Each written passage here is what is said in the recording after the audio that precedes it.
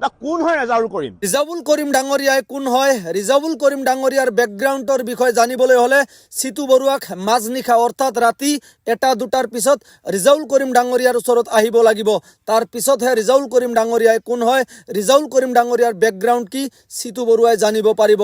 আৰু পেন পিন্ধি আহিলে নহ'ব, মেখেলা পিন্ধি আহিব লাগিব, নহ'লে পেনত হাগি মুতি বান কৰিব চিতু বৰুৱা। আৰু মাজনিশা চিতু বৰুৱাক ৰিজাউল কৰিম ডাঙৰীয়াৰ ওচৰত কিয় আহিব কৈছোঁ আপোনালোকে জানেনে? আপোনালোকে যদি নাজানে মই আপোনালোকক কৈ আছোঁ। ৰিজাউল কৰিম ডাঙৰীয়াই দিনৰ ভাগত বেছি টাইম বিজি থাকে আৰু মাজনিশা ৰিজাউল কৰিম ডাঙৰীয়াই অকণমান ফ্ৰী থাকে। তাৰ কাৰণে চিতু বৰুৱাক মাজনিশা ৰিজাউল কৰিম ডাঙৰীয়াৰ ওচৰত আহিব কৈছোঁ। অসমখন তাৰ বাপেকৰ সম্পত্তি বুলি ভাবিছে নেকি? এইখন অসম চিতু বৰুৱাৰো বাপেকৰ সম্পত্তি নহয়।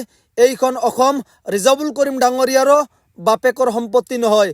এইখন অসমত চিতু বৰুৱাৰো যিমানে অধিকাৰ আছে, এইখন অসমত ৰিজাউল কৰিম ডাঙৰীয়াৰো সিমানে অধিকাৰ আছে। তাৰ কাৰণে কৈছোঁ চিতু বৰুৱা মুখ চম্ভালি কথা কবি দে।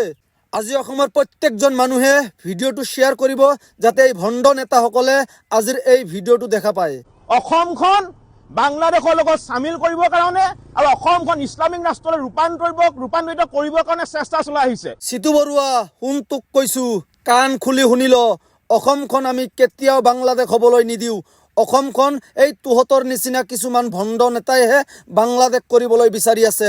বাংলাদেশত যেতিয়া এজন হিন্দু ভাইক জীৱনতে জ্বলাই দিয়া হৈছিল, আমি অসমৰ প্ৰত্যেকজন মুছলমানে মাত মাতিছিলোঁ, আনকি প্ৰত্যেকটো দল সংগঠনে মাত মাতিছে। আৰু বাংলাদেশৰ সেই ঘটনা হোৱাৰ 2 দিনমান পিছতে আমাৰ অসমৰে এজন যুৱক, তাৰ নাম আছিলে বাবুল আলী, এই বাবুল আলীক ইষ্টেমাৰ পৰা লৈ যাই সোণাপুৰ ৰিজৰ্টত মৰিয়াই হত্যা কৰিছে। তেতিয়া তুহঁতে ক'ত গৈছিলি চিতু বৰুৱা? তেতিয়াতো তুহঁতে মাত মতা নাই আৰু আমাক কৈছা যে অসমখন বাংলাদেশ বনাবলৈ গৈ আছোঁ। অসমখন তুহঁতেহে বাংলাদেশ বনাই আছা। বাংলাদেশৰ ঘটনা তুহঁতে অসমত কৰি আছা, আমি কিন্তু কৰা নাই। আৰু তুহঁতে আমাক কৈ আছা যে অসমখন বাংলাদেশ বনাবলৈ গৈ আছোঁ। তুহঁতৰ কেলা লাজ নালাগে? অসমখন ইছলামিক ৰাষ্ট্ৰলৈ ৰূপান্তৰিত কৰিবৰ কাৰণে চেষ্টা চলাই আহিছে আৰু সেই কথাটো কিন্তু আজি আখৰে আখৰে মিলি গৈছে। চিতু বৰুৱাক মূৰ্খ বুলি ক'লেও ভুল নহ'ব। কোনখন সংবিধানত লেখা আছে যে অসমখন ইছলামিক ৰাষ্ট্ৰ ৰূপান্তৰিত হ'ব? ভাৰতবৰ্ষখন না তো হিন্দু ৰাষ্ট্ৰ ৰূপান্তৰিত হ'ব, ভাৰতবৰ্ষখন না তো মুছলিম ৰাষ্ট্ৰ ৰূপান্তৰিত হ'ব। ভাৰতবৰ্ষখন ধৰ্মনিৰপেক্ষ দেশ আৰু ধৰ্মনিৰপেক্ষ দেশ হৈয়ে থাকিব। চিতু বৰুৱা ভালকে জানি ল। মাঘৰ বিহুৰ পিছৰ পৰা সমগ্ৰ উজনি অসমত থকা অবৈধ সন্দেহযুক্ত নাগৰিকক খেদা হ'ব। কোনোবা যদি ৰেজাউল কৰিমত যদি কাৰোবাৰ যদি সাহস আছে, যদি দম আছে, এটা সন্দেহযুক্ত নাগৰিকক উজনি অসমত ৰখাই দেখুৱাওক। উজনি অসমত থকা প্ৰতিটো সন্দেহযুক্ত নাগৰিক নিয়াৰ পিঠি কিন্তু আমি বহল কৰিম, এইটো স্পষ্ট কথা। চিতু বৰুৱা শুন, তক কৈছোঁ স্পষ্ট কথা। অসমত যদিহে বাংলাদেশী আছে, বাংলাদেশী খেদক, আমাৰ ক'ব লগা নাই।